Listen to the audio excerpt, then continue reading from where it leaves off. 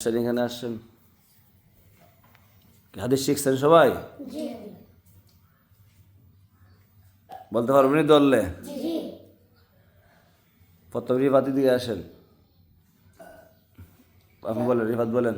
34 নম্বর হাদিস শরীফ, আবগাদুর রিজালি ইলাল্লাহি আলাদ্দুল কাসিম। 34 নম্বর হাদিস শরীফের অর্থ, বিবাদ সৃষ্টিকারী ব্যক্তি আল্লাহ তাআলার নিকট সবচেয়ে বেশি ঘৃণিত।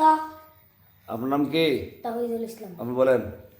34 নম্বর হাদিস শরীফ, 34 নম্বর হাদিস শরীফ, আবগাদুর রিজালি ইলাল্লাহি আলাদ্দুল কাসিম। 34 নম্বর হাদিস শরীফের অর্থ, বিবাদ সৃষ্টিকারী ব্যক্তি আল্লাহ তাআলার নিকট সবচেয়ে বেশি ঘৃণিত। বিলাল বলেন। 34 নম্বর হাদিস শরীফ, আবগাদুর রিজালি ইলাল্লাহি আলাদ্দুল কাসিম।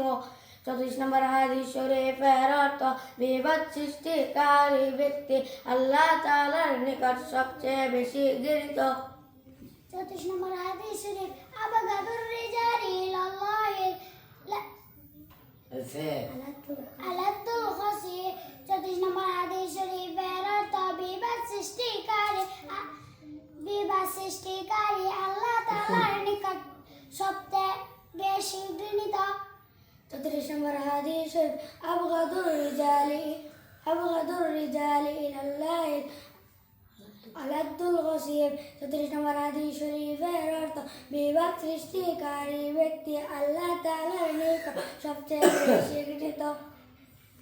এই হাদিসের অর্থ কি বুঝলেন কোনছেন রিফাত? সমাজে কিছু লোক আছে না নেই, বিবাদ সৃষ্টি করে, ঝগড়া সৃষ্টি করে, ফাসাদ সৃষ্টি করে, এইসব লোকের আল্লাহ তাআলা কি করেন? সবচেয়ে বেশি কি করেন? ঘৃণা করেন, ঘৃণিত এইসব লোকেরা।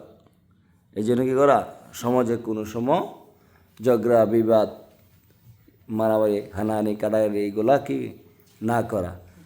শুধু সমাজও না, নিজে অন্যজনের সাথেও, তোমার বন্ধু বান্ধব আছে, আত্মীয় স্বজন আছে, তাদের সাথে কি কোনো সময় ঝগড়া বিবাদ মারামারি কাটারি এইগুলা করা যাবে না। মামা কি অবস্থা? মা বলেন তো, ফারিন্দি কি শিখছেন? একটি কাল আমানুল কালি, 2 নম্বর হাদিস শরীফের অর্থ, একটি কাল আমানুল কালি। কি শিখলেন মাম্মু আপনি? এইটা এদিকে যান, কি শিখলেন? আপনার গুরুত্ব নাই বোঝা গেছে পড়ার মধ্যে। আছে, আমার গুরুত্ব হ্যাঁ? আছে। রি- আমি মানে পড়া একটু বাদ জায়গার রিফা মুস্তাকিমার বাসার আপনি একটু সমস্যা আছে, এটা ঠিক করেন 10 মিনিটের ভিতরে, ঠিক আছে? যান জায়গার যান,